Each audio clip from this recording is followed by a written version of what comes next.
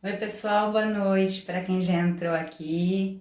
Iniciando mais um It's My Live, noite de quinta-feira, calorão já voltando aqui no interior paulista. E hoje o nosso convidado é super especial. Estão me mandando aqui que tá travado, deixa eu ver se normalizou.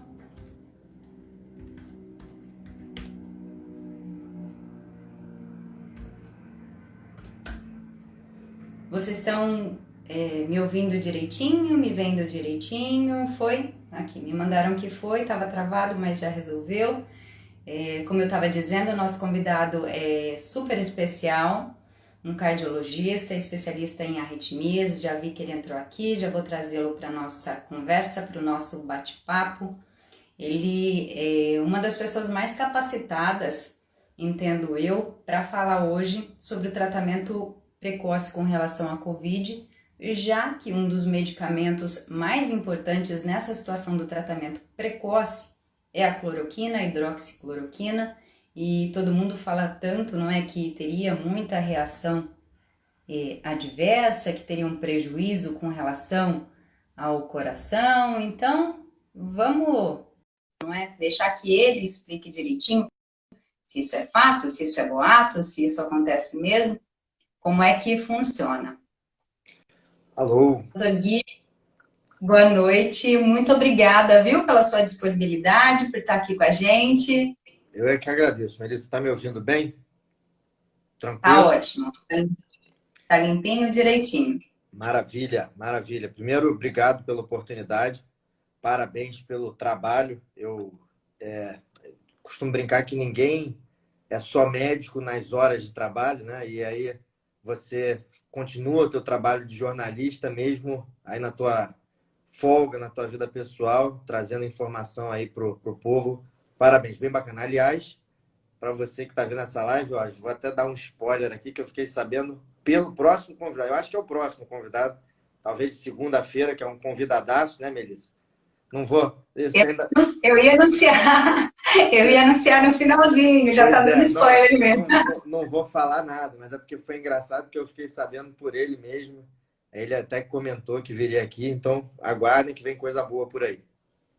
Não, fiquei muito feliz com a aceitação dos dois, realmente, e o doutor Anthony Wong, o senhor deu um spoiler, eu vou acabar de dar o spoiler. Doutor Anthony Wong, então, é o nosso próximo convidado, segunda-feira, nesse mesmo horário, a gente vai trazer toda essa situação. O senhor falando um pouquinho mais especificamente sobre cardiopatia, cardiologia, e ele mais das crianças, mas hoje eu já vou aproveitar e falar um pouquinho de crianças, porque teve muita notícia envolvendo volta às aulas aqui na minha região. Então, eu quero saber a opinião do senhor, como é que o senhor enxerga tudo isso. Mas antes, se apresenta aqui para as pessoas que já entraram. Quem é Dr. Guilherme Peck e de que maneira ele caiu nessa situação do enfrentamento à Covid, do tratamento precoce? Conta um pouquinho para a gente. Pois é, a minha história é interessante, né? Assim, se você pensar num primeiro momento, um médico cardiologista falando aqui com certa autoridade, com uma experiência da Covid-19, que é uma doença infecciosa, não é alguma coisa habitual. Mas a Covid-19 entrou na vida de todo mundo como um furacão, né? Na minha vida pessoal também, mas na minha vida profissional por um aspecto principal que foi a questão da hidroxicloroquina. Quando estava todo mundo super assustado com a doença e a hidroxicloroquina surgiu como uma potencial droga e eu vi os ataques que ela vinha sofrendo, eu falei, poxa, peraí, não é bem assim. Não é bem assim. Eu tenho especialidade em arritmia cardíaca, nunca vi um caso de arritmia relacionada à hidroxicloroquina. Fui estudar mais e comecei a enxergar que tinha muita questão política e muito trabalho publicado errado. E isso me fez, de certa forma, gritar. Eu não tinha Instagram, não tinha rede social até o início da pandemia, né? E por conta dessa injustiça assim que o tratamento da Covid, na minha opinião, recebeu, e a consequência disso é algo muito grave, que são pessoas morrendo, pessoas sofrendo, pelo menos um percentual dela com certeza absoluta que poderia ser reduzido. Então, isso me fez dar um grito, aparecer um pouco mais nas redes sociais. Isso acabou me dando alguns contatos com pessoas que tinham pensamentos parecidos com o meu no Brasil inteiro. E aí eu acabei encontrando os médicos e sendo, de certa forma, um nome a mais, um porta-voz, vamos dizer assim, dessa parte mais específica da cardiologia. Mas, obviamente, não dá para ser só cardiologista, né? Então, a gente acaba estudando e ficando inteirado de todos os assuntos relacionados à Covid-19. Porque a Covid é algo muito anormal, eu acho que eu vou chamar assim, porque ela afeta várias situações no nosso corpo. A gente começa com uma virose e depois evolui rapidamente em um quadro infeccioso muito assustador, até vou dizer assim. Exatamente, assim, você falou assim da evolução da doença, basicamente mais ou menos você resumiu muito bem, né? Então, ela começa como um quadro semelhante a uma gripe, a um resfriado. Em algumas pessoas, e a gente não sabe exatamente em quais pessoas isso vai acontecer, principalmente depois do quinto, principalmente até depois do sétimo dia, isso pode evoluir mal. E o raciocínio é que se você trata o maior número de pessoas na fase mais precoce, apesar de muitas dessas pessoas poderem, né, melhorar sozinhas, a gente tratar em massa a fase precoce vai impedir que aquelas pessoas que evoluiriam para um mal maior, para uma fase mais agressiva da doença, acabam não o fazendo. Então, essa que é a a grande questão, né? Eu sempre falo que as pessoas falam, mas se vai melhorar na maior parte das pessoas, então por que tratar todo mundo, ou quase todo mundo? Porque com uma doença absolutamente infecciosa, contagiante, o pouco, né, o percentual baixo, mas o número de pessoas é altíssimo, né? Então, se as drogas, se as medicações, se o acompanhamento traz segurança, que é o grande fiel da balança, não tem por que não tratar. Essa é a opinião minha e de milhares de médicos no Brasil. E a gente esbarra nessas questões políticas que fazem com que as pessoas fiquem em pânico. A gente vai poder tratar desses assuntos, mas eu acho que você resumiu muito bem. Exatamente isso. Um resfriado, uma síndrome gripal, que em algumas pessoas pode evoluir muito mal.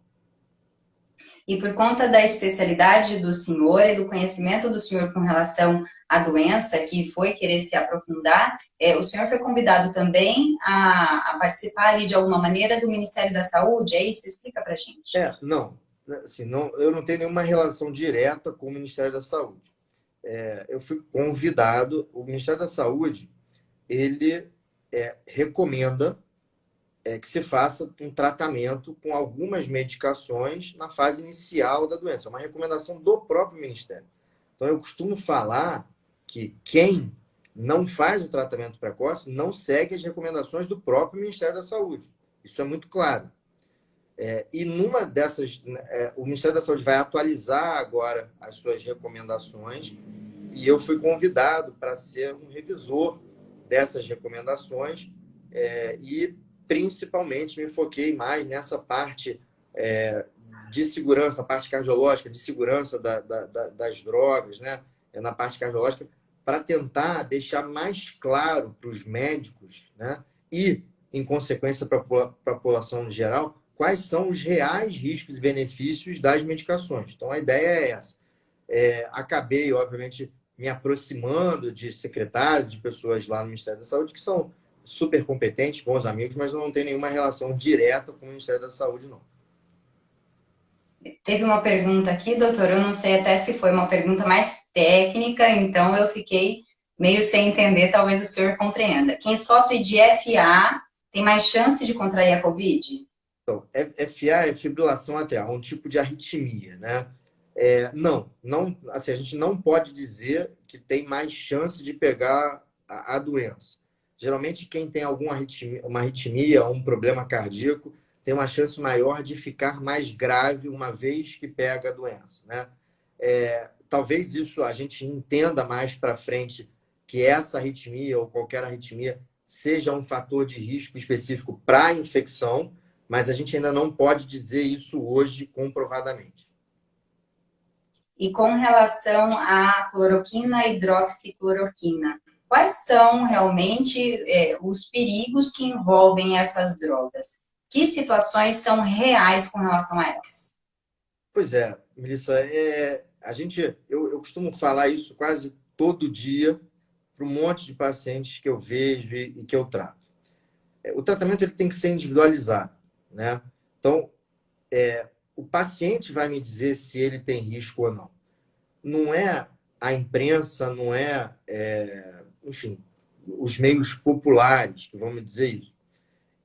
Eu tenho uma experiência de anos usando hidroxicloroquina, eu sempre gosto de contar a minha história. Então, eu sou cardiologista formado no Hospital do Fundão, aqui no Rio de Janeiro, né, que é o hospital base da UFRJ. Eu fiz residência de clínica médica, eu fiz residência de cardiologia, eu fiz residência de arritmologia. Ainda fiquei mais um tempo no serviço de arritmias do hospital. Foram entre 15 e 16 anos dentro de um hospital que é um dos maiores centros de doenças reumatológicas, em especial o lúpus eritematoso sistêmico da América Latina, com certeza. Eu costumo brincar, e eu sempre falo isso, que quem estuda no Hospital do Fundão acha que lúpus é mais comum do que gripe, de tanto que vê pacientes com esse tipo de diagnóstico. E eu nunca na minha vida me deparei, e nem meus colegas, eu tive a curiosidade de perguntar, com qualquer paciente que usava medicação e teve uma arritmia que a gente pudesse atribuir efetivamente a essa medicação. Então, isso já estava enraizado na minha cabeça e eu fui para a literatura depois para realmente tentar estimar qual é esse risco cardíaco. Na própria bula da hidroxicloroquina, eles citam que a hidroxicloroquina pode dar uma arritmia, mas não citam a incidência. Quando você vai para um banco de dados nos Estados Unidos, né, o FDA, que é o centro máximo de controle das medicações, organiza os seus dados em bancos, né, a gente consegue pescar informações específicas em cada um desses bancos. Então, se você pega um banco de dados lá que tem 300 mil pacientes tomando hidroxicloroquina e azitromicina, esses pacientes de 1968 até hoje só tem uma incidência, né, de arritmias graves ou morte, 24 pacientes, em 300 mil, né, 8 por 100 mil pacientes. Se você pega no cenário da Covid-19, não há nenhum relato de arritmia grave ou um possível desfecho cardíaco mais grave em estudos que usaram as doses que a gente usa habitualmente. Existiram relatos em estudos falsificados, como foi o do Lancet, que a própria revista assumiu, e também no estudo aqui da Amazônia, né, um estudo de Manaus, que deu uma dose mega gigante, né, uma dose letal de cloroquina para os seus pacientes que já eram muito graves. E mesmo assim, eles atribuem as mortes ao remédio, mas dizem no mesmo artigo que só 30% dos pacientes fizeram eletrocardiograma. Então, como é que eles têm essa certeza? Enfim, o que eu quero dizer é que, se for uma dose correta ou um estudo bem desenhado, a gente não vê esse risco. E isso é corroborado, pelo menos pela minha prática.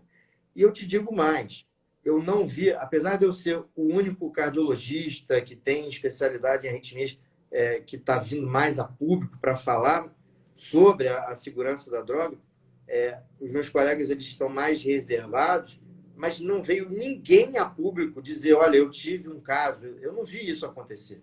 Então, se efetivamente isso fosse um problema, nós já teríamos tido algum caso, algum escândalo, alguma coisa enorme, porque tem muita gente interessada em promover esse tipo de coisa. Isso não aconteceu. Então, aliado os conhecimentos da minha prática clínica com a análise, né, a gente não pode ficar afastado disso, a análise política do momento, associada ao que os estudos dizem para a gente não encontra essa chance aumentada de arritmias graves pela hidroxicloroquina em doses habituais. E isso, principalmente em fase precoce, porque quando os pacientes estão internados, aí sim pode ter alguma chance de arritmia. Mas porque os pacientes estão super inflamados, não por conta da medicação. Mas ninguém dá cloroquina, e é errado dar cloroquina, hidroxicloroquina, em pacientes já super graves. Então, esse é o tipo de cenário que a gente nem discute. Aliás, ainda continuam tendo estudos com o uso da medicação nesse cenário de pacientes graves, né? E eu não consigo entender muito bem por que isso acontece. Mais uma vez, me parece ser uma questão política.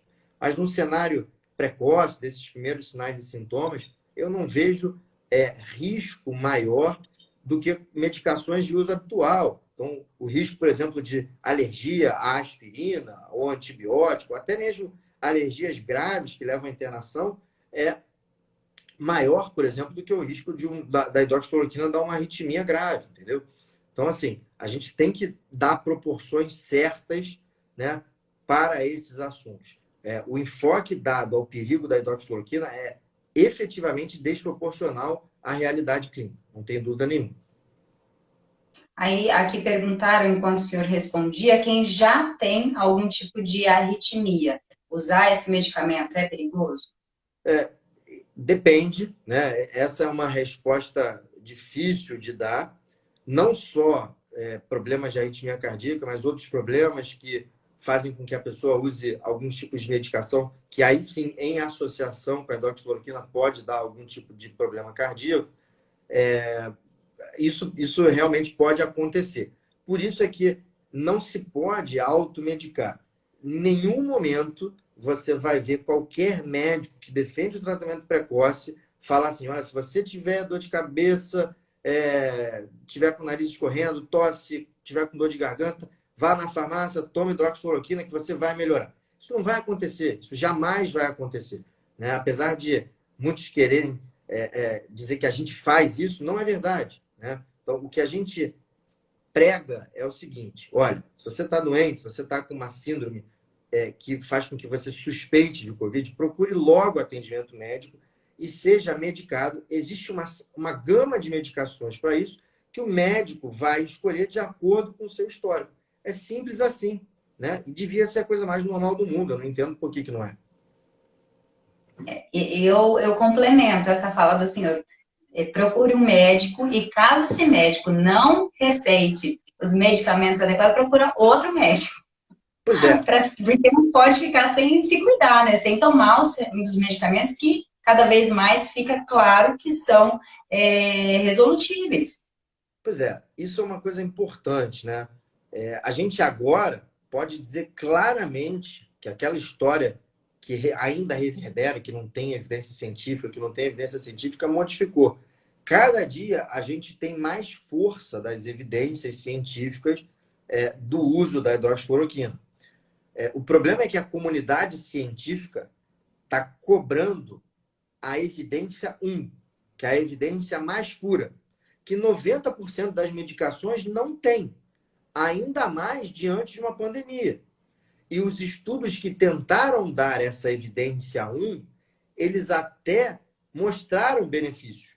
Só que o poder estatístico desses estudos era ruim.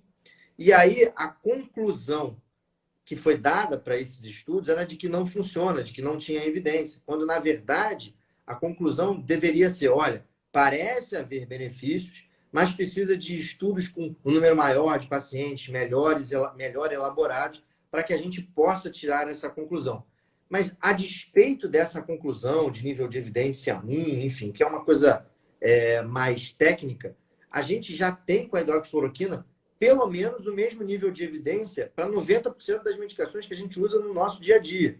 Então, dizer que não tem evidência científica, de certa forma, é você jogar, né, uma desonestidade, né, alguma coisa intelectualmente desonesta para a população que está parando para nos assistir agora enquanto formadores de opinião, sabe? Não é verdade. O paciente pode, ele tem todo o direito de não querer tomar a medicação. O médico também tem todo o direito de não querer prescrever a medicação. Essa é uma decisão entre médico e paciente, mas condenar aqueles que fazem o tratamento ou tentar condenar o tratamento em si, na minha opinião, é uma desonestidade intelectual muito grande que está se fazendo com a população. Colocaram aqui, eu não sei se foi essa a intenção, que não existe remédio. Eu entendi que não tem um remédio que fala, ó, esse remédio aqui na bula não vem escrito, trata a Covid-19, porque também a Covid-19 é muito recente. Mas vocês médicos já têm um conjunto de medicamentos que tratam sim a Covid-19, não é isso? E é muito importante, é uma coisa simplesmente de português. Tratamento é diferente de cura. Ninguém aqui está prometendo a cura da Covid-19. O que a gente está dizendo é que nós temos opções que diminuem as chances de que uma pessoa evolua mal com a doença.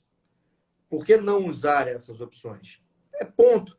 Isso não quer dizer que o paciente vai ficar bom, isso não quer dizer que um paciente ou muitos pacientes possam ter tomado todas as medicações e terem evoluído mal. Infelizmente, nós não temos uma medicação mágica, uma pílula que salvadora. Era tudo que a gente queria, ou uma vacina. Mas a gente, dentro do contexto que a gente vive, tem chances de diminuir esse risco. Não existe nada em medicina que seja 100%, não existe nada nada, zero, não tem isso. Isso não existe. Então, nunca vai ter um medicamento que vai estar escrito assim, esse medicamento cura a Covid-19. Isso não existe. O tratamento precoce ele é muito mais do que você dar medicações para as pessoas. Né? O tratamento precoce faz com que o médico participe da evolução diária do seu paciente. Porque o tratamento, ele é dinâmico. O tratamento no primeiro dia não é igual ao tratamento no sexto dia, que não é igual ao tratamento no décimo, que não é igual ao tratamento do paciente internado. Então, o acompanhamento desde o início dos pacientes também faz parte do tratamento precoce, né? Então, talvez um termo melhor, né, que o Dr. Zeballo de São Paulo gosta, e eu acho bastante pertinente, é falar sobre acolhimento precoce. Eu costumo falar que se eu tenho um paciente, isso já aconteceu, que chega para mim e fala, eu não quero tomar hidroxicloroquina, esse paciente, eu vou acompanhar ele mais de perto ainda. Eu mesmo ligo para o paciente 3, 4 vezes ao dia para saber como é que ele está. Por quê? Porque eu não estou podendo fazer aquilo que eu quero. O paciente tem direito de escolher. E isso não me afasta do paciente, pelo contrário, me aproxima mais dele, sabe? Então, o tratamento precoce, né, ficou muito associado à hidroxicloroquina, à figura específica do presidente, mas ele não é para ser assim. Muitas pessoas falam, mas olha, é fácil você, médico aí, falar, quem tem plano de saúde, quem tem dinheiro consegue, quem não tem dinheiro não consegue, o SUS não faz isso, mas deveria fazer. A gente está tentando dar um primeiro passo, mostrar que é possível, inclusive cientificamente, e nada é impossível. Na China se levantou hospitais com 10 mil leitos em uma semana, no Brasil se levantou hospitais com leitos e respiradores rapidamente. Então, fazer uma central em que médicos acompanhem seus pacientes, ouçam seus pacientes e escolham medicações de acordo com a fase da doença, não me parece ser muito mais difícil do que já foi feito. Então, não é utópico, a gente pode fazer. Essa que é a ideia de, num futuro próximo, a gente conseguir, né? O primeiro passo é isso que a gente está fazendo aqui. O primeiro passo é divulgar o que a gente vem fazendo em termos de tratamento sem especificidade, sem a gente dizer dose de medicação, sem a gente falar de cenários específicos, mas falando de como a gente faz uma abordagem mais geral. Essa que é a ideia. Convencendo a população, e a gente já está convencendo, a minha impressão é de que a gente tem muito mais apoiadores do que pessoas que refutam, a gente consegue depois convencer as autoridades, que por sua vez fazem suas recomendações, e aí os médicos, né, e os profissionais de saúde em geral tendem a aceitar melhor. Eu não sei, doutor, se é uma impressão minha, eu acompanho bem de perto, assim, pelas redes sociais, o trabalho de vocês. Antes parecia mais intensa essa situação de falar para a população. Agora eu sinto um movimento de falar entre vocês, com os colegas, não é? Para tentar mostrar toda essa situação que você está falando aqui para a gente. Assim, a gente. É uma verdade isso, né? Eu acho que o primeiro passo, que era ter apoio de população, a gente conseguiu. Os médicos, em geral, eles tendem a seguir um efeito manada. Como um primeiro momento, o cenário foi de que as evidências científicas não foram favoráveis, então isso ficou impregnado na cabeça de muitos colegas. O que acontece é que desimpregnar isso, porque a gente vem, a gente abre os trabalhos, a gente mostra, olha, esse trabalho não é bom por conta disso, tem esses fatores de confundimento. Isso não é tão amplamente divulgado quanto aquilo que ficou numa fase inicial. E, além disso, como essa questão política está muito misturada com a questão médica agora, os médicos, principalmente médicos recém-formados, com menos experiência, e que, na maior parte das vezes, estão lá na linha de frente, se sentem muito pressionados. Eu já fui um deles há alguns anos atrás, e é difícil mesmo, sabe? Naquela ânsia de você, vamos dizer assim, fazer a coisa certa, alguma coisa que não vai te prejudicar, né? Talvez você tenda a fazer menos. E no Covid, a gente precisa ser agressivo no início da doença, né? Agressivo em termos de acompanhar o paciente, de fazer as medicações necessárias, né? De se precisar fazer exames necessários. Então, eu tenho essa impressão de que ficou impregnado na cabeça do médico uma informação científica que depois foi destrinchada e vista que era falso, mas essa informação não teve o retorno necessário para a ponta. E a gente está tentando fazer isso. Porque essas revistas científicas que publicaram todos esses artigos, até ontem, vamos dizer assim, eram revistas que ninguém contestava. E aí foi uma decepção até. Exatamente. Assim, eu mesmo fiquei muito decepcionado, sabe? O Lancet, que é uma revista super respeitada, o New England, o JAMA, enfim, revistas que, para mim, eram fortalezas em termos de ser, vamos dizer assim, fiel ao método científico, né? Então, para mim, aquilo ali era uma fortaleza. Nós, médicos, a gente sempre teve muita preocupação com a influência da indústria farmacêutica dentro desses trabalhos. E, na cabeça dos médicos, essas revistas eram as que mais, vamos dizer assim, eram isentas.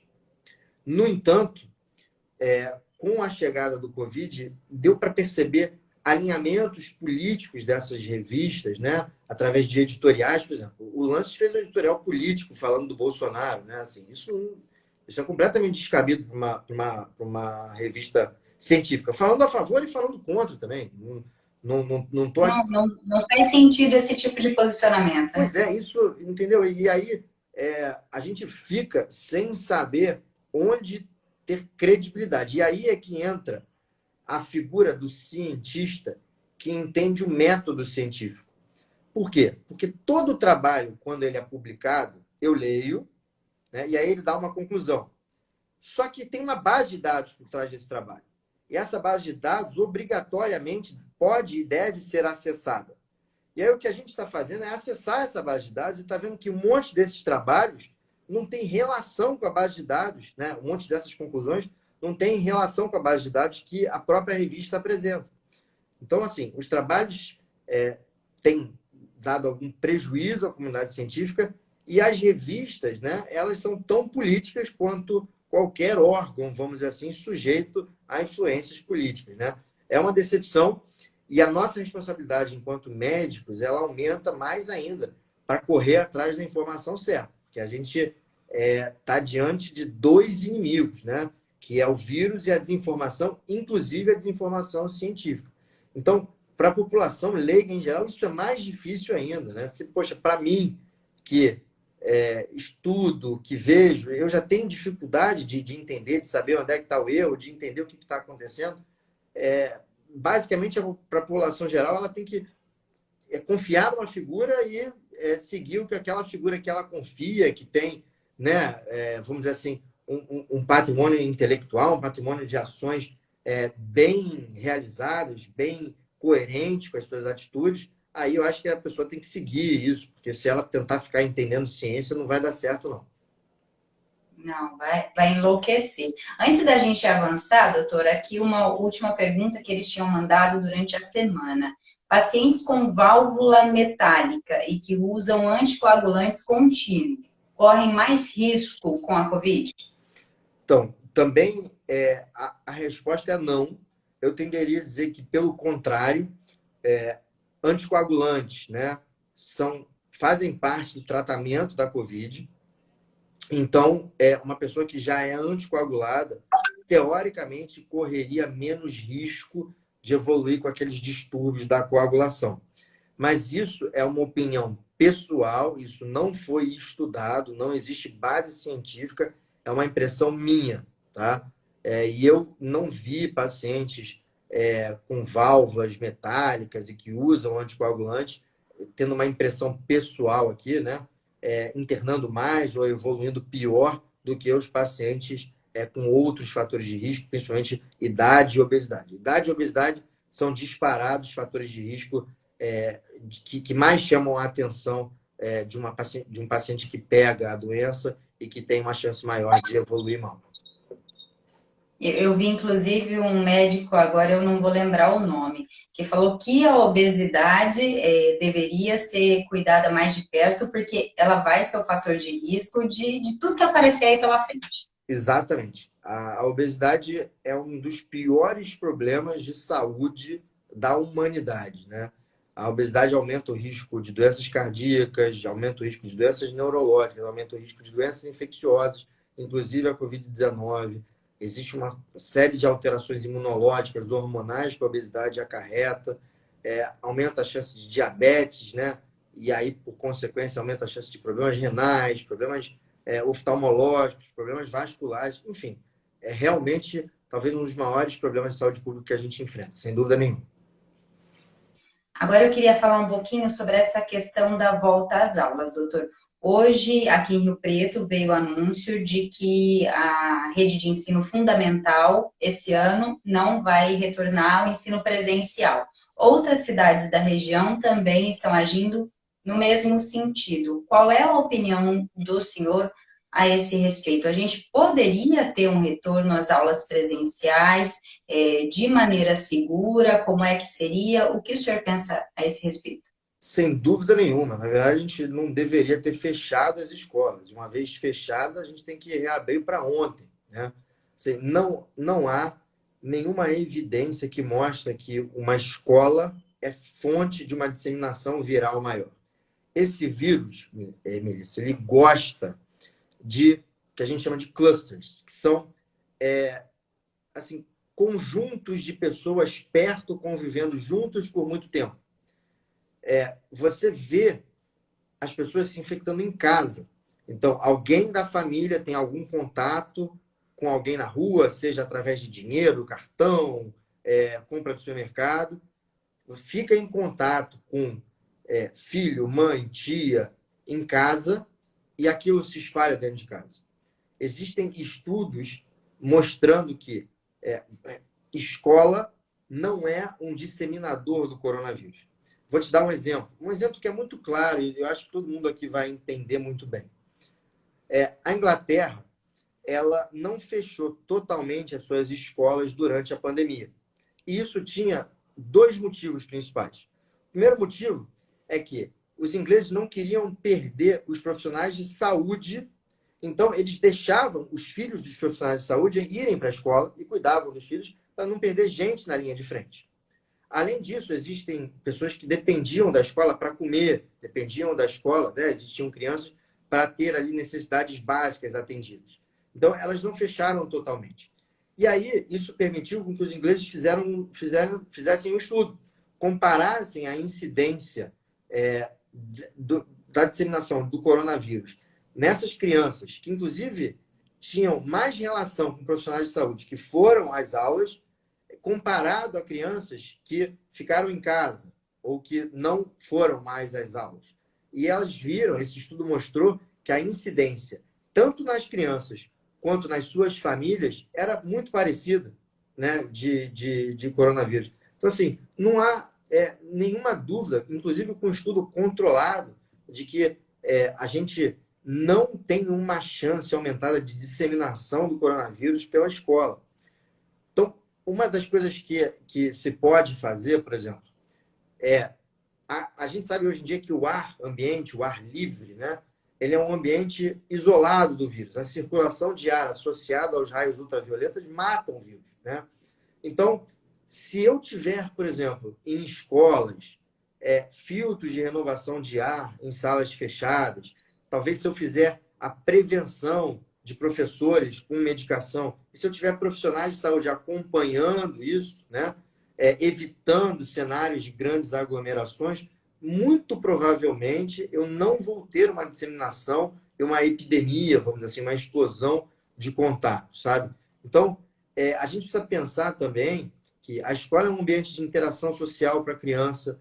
A criança que perde um ano, né, de estudo, na verdade, ela está perdendo uma década para o cérebro dela. Existem estudos relacionados a isso, porque você tem muita capacidade de absorção intelectual quando você é criança, muito maior do que na fase adulta. Então, um ano de aprendizado para uma criança são 10 anos para um adulto. A gente está emburrecendo os nossos adultos lá na frente. Há um aumento claro de abusos contra crianças, há um aumento claro de violência, há um aumento claro de distúrbios psicológicos das crianças. Então, a gente precisa pesar, né, os riscos, benefícios e poder tomar a decisão. Esse raciocínio de que o meu filho vai voltar para a escola, vai pegar Covid de algum amiguinho que não se cuida e vai passar para minha mãe, isso não foi comprovado. Esse raciocínio é um raciocínio falacioso. E a gente está deixando de enxergar esses problemas que eu falei para você, entendeu? Então, tem muito mais coisa por trás do que só volta ou não volta, protege o professor, não protege, protege a família, não protege. A gente tem evidências claras e robustas de que a escola não é um ambiente disseminatório do vírus. Lá atrás, eles fecharam todo o comércio, com a justificativa de que a saúde era mais importante que a economia. E agora estão deixando as escolas fechadas com esse argumento de que é melhor perder o ano do que perder as crianças. Então, a gente observando, vê que não faz sentido, né, doutor? Eu vou confessar, me causou uma frustração tão grande. Eu sabia, eu estava esperando que esse ano não iriam voltar às aulas, porque realmente eles conseguiram colocar um pânico na população e qualquer pesquisa que é feita, a maioria dos pais não querem levar os filhos de volta para a escola, eles estão com medo. Eu ver minha filha aqui todos os dias no computador, vendo o prejuízo que eu sei que ficar olhando para a tela do computador traz para ela, e essa questão da socialização com os amiguinhos, de sair, de interagir, eu fiquei muito desapontada. Mas sabe o que é pior? O pior é que ninguém está obrigando os pais a levarem as crianças para a escola. A gente tem o direito e o livre-arbítrio. Então, se um pai está preocupado e é direito dele, ele simplesmente não leva a criança para a escola, deixa a criança em casa, ele faz outro tipo de educação. Se ele acha que perder o ano e recuperar a saúde nesse momento é melhor, e depois ele se preocupa com a educação, que ele faça isso, mas que isso não seja imposto. Eu sou absolutamente contra qualquer coisa imposta, né? Desde fechamento das escolas, com papel de sindicatos por trás, passando por obrigatoriedade de usar máscara, passando por obrigatoriedade de tomar vacina. Sabe, isso não faz sentido nenhum. Então, eu entendo os pais preocupados, eu entendo que eu não vou ter aqui a capacidade de argumentar e convencer todos os pais, mas assim, tá bom, deixe seu filho em casa, dê toda a assistência para o seu filho. Tem gente que precisa ir para a escola, tem pais que precisam trabalhar, tem pais que entendem o que eu falo aqui, então pode ser uma coisa assim, de livre escolha. Assim, né? Por que um pai que tem pânico, ele não pode deixar com que outro pai que não tenha leve seu filho para a escola? Isso é que eu não entendo. Entendeu? Assim, apesar da gente ter argumentos para abrir as escolas, eu ainda sou a favor, sim, que o pai que não queira deixe seu filho em casa. Né? Liberdade acima de tudo, entende?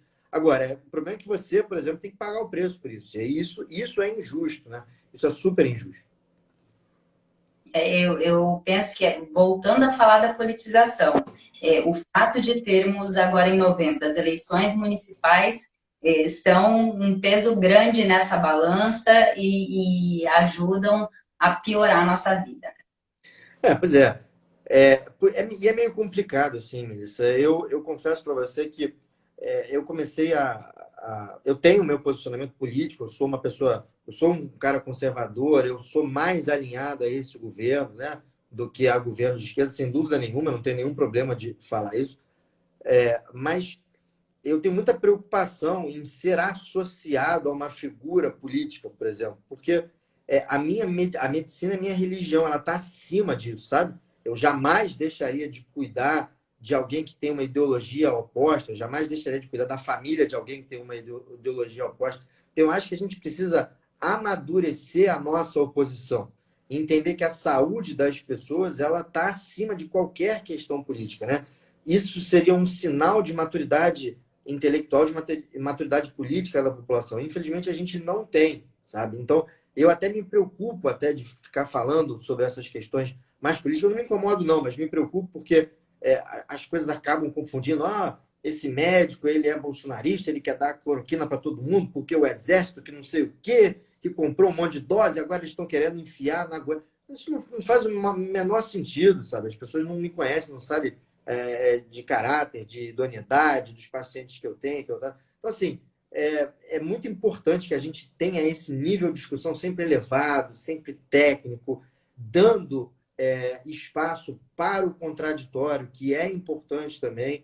Né? Eu tenho vários amigos médicos que eu adoro e que discutem comigo os casos, e tenho pessoas que são contra o tratamento, e a gente continua elevando os níveis da discussão ao invés de entrar em embate político. É importante isso, né? Assim, isso não é um discurso isento, não. Isso é um discurso de quem prega a saúde em primeiro lugar. A saúde e a vida das pessoas ela é mais importante do que tudo nesse momento. Então, é importante que a gente tenha esse tipo de conversa um pouco lúdica, mas eu estou aqui falando para a pessoa de oposição, sabe? Oposição, quando eu falo, não é oposição do governo, não. Oposição ao tratamento, oposição ao síndico do prédio, oposição a qualquer coisa que tenha um caráter político, que ela seja madura nesse momento e entenda que, por mais que você odeie aquela pessoa, que ela pode estar certa em determinado aspecto do ponto de vista médico. E esse aspecto é mais importante do que tudo. Agora eu vou fazer uma pergunta difícil, doutor. É uma amiga muito querida, ela está sem ver a avó, acho que desde o início da pandemia. Ela já até me perguntou a minha opinião, mas é o que eu disse para o senhor, é difícil a gente opinar nesse sentido, porque é muito particular, é muito do que a pessoa acredita, do que ela sente. Mas ela queria saber se ela já pode visitar os idosos da família e quais as orientações. Então, isso é uma. A gente não tem, assim, ainda uma recomendação importante, vamos dizer, uma recomendação direta. Eu acho que essa pessoa poderia ser testada. A primeira coisa é testar. Vale a pena fazer o teste da IgG. Se for positivo, ela pode ir, porque a chance de imunidade é maior do que 99%. Se for negativo, a gente tem que entender quais são os fatores de risco, a gente tem que entender exatamente como é que é o ambiente, se é um ambiente muito fechado, a gente tem que tomar os cuidados sempre com higiene de mãos, né? Mas, em tese, o melhor conselho para ela seria testar para ver se tem imunidade. Porque se já tiver imunidade, o problema está resolvido, né? Se não tiver, aí é outra história. Depois eu posso orientar melhor. Mas eu acho que fica essa recomendação como uma recomendação primária. Mas o senhor diria que se ela ainda está com receio, em caso de não ter os anticorpos ali, melhor evitar por enquanto. Por quê? Porque, assim, pessoas de risco, elas, se pegam a doença, têm uma chance maior de adoecer e ficar mal, né? Agora, se você for a essa pessoa, lavar as mãos, evitar um contato muito próximo, e, nesse caso, tiver um ambiente fechado, usar a máscara, você protege essa pessoa também. Então, não é impossível. Então, o distanciamento social, ele não precisa ser um distanciamento completo, né? Então, olha, eu tenho que visitar a minha mãe porque eu tenho que levar dinheiro para ela, que se eu não for visitar, eu tenho que... Ela não tem dinheiro para comprar comida, sei lá. Vai, toma os cuidados, né? Você não vai matar a sua mãe se você for visitar ela. E é isso que as pessoas acham que vai acontecer. Agora, o que não tem sentido é você ir num jantar com uma senhora de 80 anos, um senhor de 90 anos e uma festa de família, né, com muitos convidados no ambiente fechado, sem ninguém usar máscara. Isso, na minha opinião, não tem sem usar máscara e sem lavar as mãos. Mais uma vez, se a pessoa quiser fazer isso, ela pode fazer. Isso é garantido por lei. Não é uma recomendação médica, né?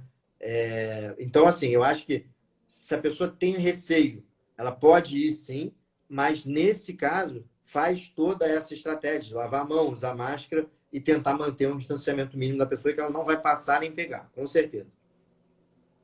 Tá certo. Já estamos aqui, ó, quase nos 15 minutos finais da nossa live, então vamos correr para o tema vacina antes que não dá tempo da gente falar das famosas vacinas que agora estão sendo tão polemizadas, né? Muita polêmica também envolvendo vacina, é obrigatório, não é obrigatório, tem vacina da China, tem vacina da Rússia, tem vacina da Inglaterra. Como é que fica a população com tanta informação sobre vacina, doutor? Fica perdida, né? Fica completamente perdida. E fica perdida pelo seguinte, assim, se colocou como grande herói dessa pandemia a vacina, como grande heroína dessa pandemia a vacina, né? Então, até uma vacina surgir, todo mundo fica em casa, a vacina é a grande base da salvação. E a gente entende que isso não é verdade, por vários motivos. Bom, o primeiro motivo é o seguinte: a vacina que veio ao mercado mais rápido no Brasil foi a vacina da cachumba, que demorou 4 anos para ficar pronta. Então, essa doença tem menos de 1 ano. A gente não tem nenhuma experiência com vacinas indo tão rápidas assim ao mercado, se existe uma possibilidade de um efeito colateral. Segundo caso, segundo argumento, existem vários tipos de coronavírus já documentados e para nenhum deles se teve uma vacina eficaz. Então, não é fácil fazer vacina contra outros tipos de coronavírus.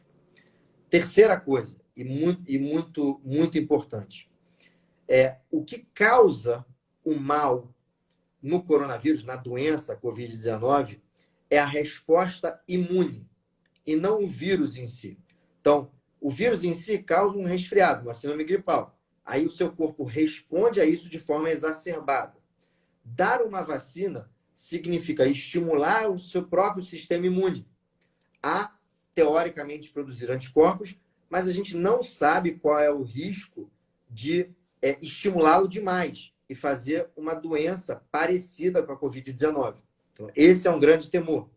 Outra coisa, e esse para mim é a pior das histórias, quem se beneficia da vacina são as pessoas, principalmente as pessoas que têm risco.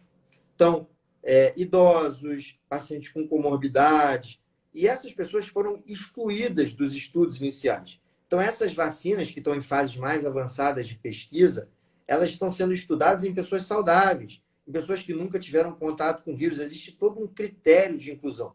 Isso não vai poder ser reproduzido na população que mais precisa. Isso vai ficar mais para frente para essa população.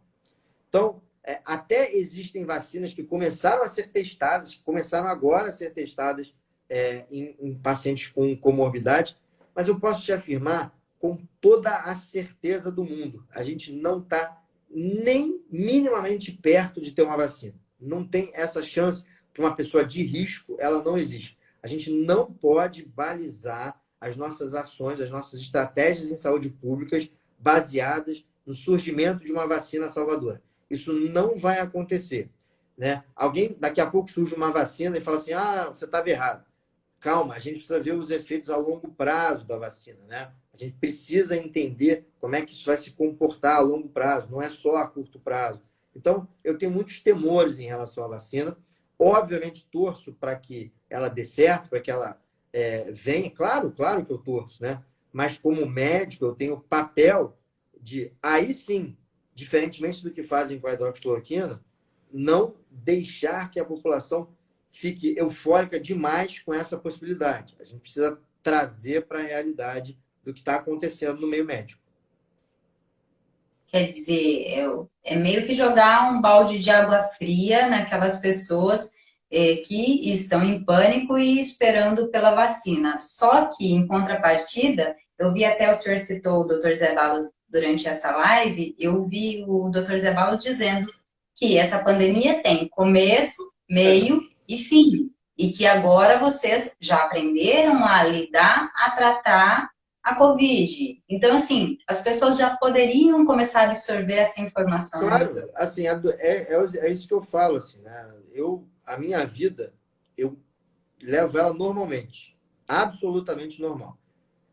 Obviamente, eu sou submetido a leis, eu não prego a desobediência civil, então, se eu entro em algum lugar fechado, algum estabelecimento é, privado, eu uso a máscara, mas se eu estou no meu dia a dia, eu não uso, eu tenho sempre higiene das mãos, enfim, eu tenho cuidados mínimos, porque eu tenho plena convicção de que se eu pego a doença, eu posso tratá-la, né? Não estou dizendo aqui curá-la, mas tratá-la, como eu trato hipertensão, como eu trato diabetes, né? Que não existe necessariamente uma cura, mas eu consigo controlar. Então, essa é a impressão que a gente tem. E por que a gente fala isso? A Europa está vivendo uma segunda onda de epidemia, né? Então, ela teve uma epidemia e morria gente pra caramba, morria gente pra caramba. Nessas últimas semanas, voltou a subir pra caramba o número de casos, mas o número de mortes, o número de internação, de internações, não aumentou. Então, o que isso significa? Significa duas coisas. A primeira é que provavelmente a gente está tratando melhor os pacientes, independente da medicação, aquela história do fica em casa, vai só quando você tiver falta de ar para o hospital, isso já acabou. Isso permite com que a gente trate mais cedo os pacientes. E o segundo caso, e essa é uma impressão que eu tenho, é que o vírus tende evolutivamente a ficar mais brando.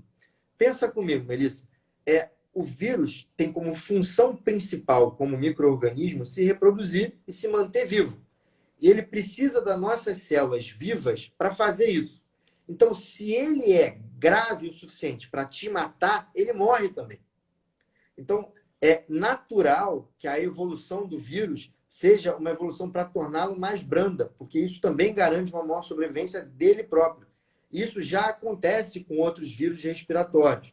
Então, eu acho que isso já está começando a acontecer. Então, essas duas hipóteses explicam por que o número de casos na Europa está subindo tanto, desacompanhado por um número grande de internações e óbitos, né? E é isso que os Ebalos falam, que muito provavelmente a gente já está tratando melhor e aprendeu a lidar com a doença. O que a gente quer fazer, né, e a nossa missão principal, é fazer com que as pessoas sejam maduras o suficiente para entender: olha, gente, a doença está aí, ela não vai embora cedo, muita gente vai morrer dessa doença, vai morrer, e a gente precisa saber conviver com isso. Não dá para ficar trancado, fechado, com pânico. Ah, é feio falar isso? Claro que é feio, muita gente vai morrer, mas é verdade.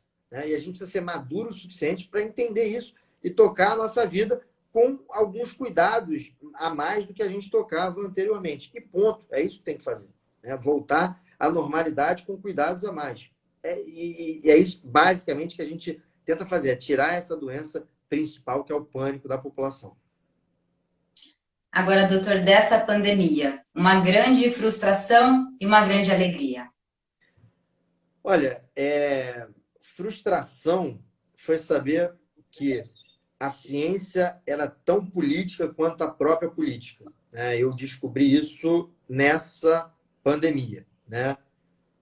Também uma frustração é saber que tem muitos médicos perseguidos politicamente, que têm medo de fazer aquilo que tem vontade, né? Vontade no sentido de que ele sabe que é bom, mas ele fica com medo de fazer por retaliações políticas. Então, essas são as minhas maiores frustrações.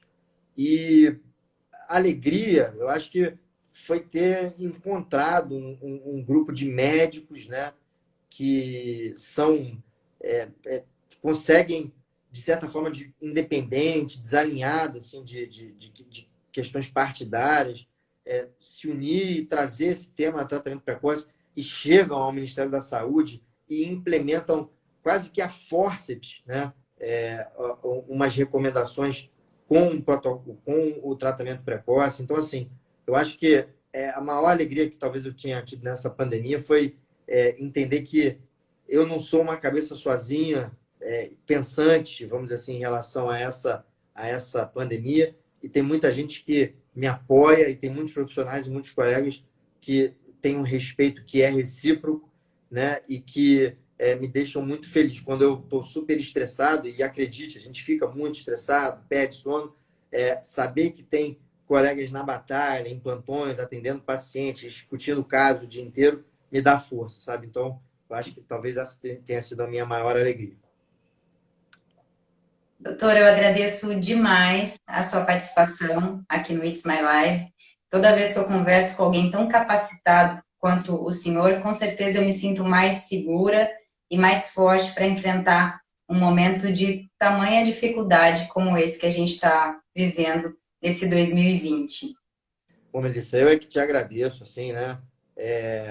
Mais uma vez, parabéns pelo teu trabalho, a qualidade das tuas entrevistas. Eu tive a curiosidade de ver, você entrevistou pessoas fenomenais. Eu gosto muito das entrevistas do Ricardo Zimmermann, eu gosto muito das entrevistas, é, enfim, de várias pessoas que você fez, né? Mostrando que, mesmo fora ali do teu ambiente de trabalho, essa veia jornalística, jornalística que tem como objetivo bem informar a população, ela frutifica, né? Isso é importante para a sociedade, então eu queria te parabenizar.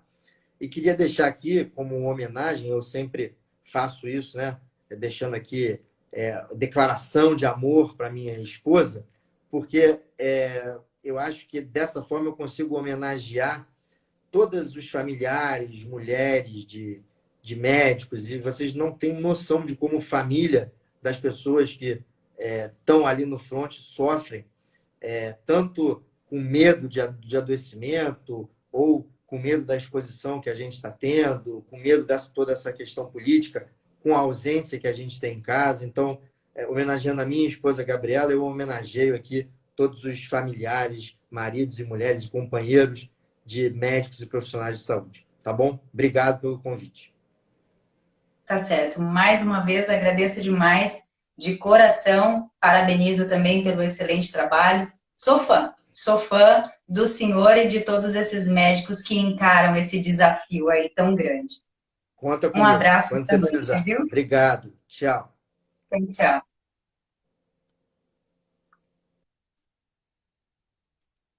Bom, eu vou aproveitar esse minutinho que me resta. O Dr. Guilherme falou no início, já deu um spoiler. Nossa próxima live é segunda-feira, 7h30 da noite, com o Dr. Anthony Wong. Ele vai trazer mais um pouquinho, eu vou abordar com ele especialmente com relação às crianças, já que ele é pediatra e toxicologista.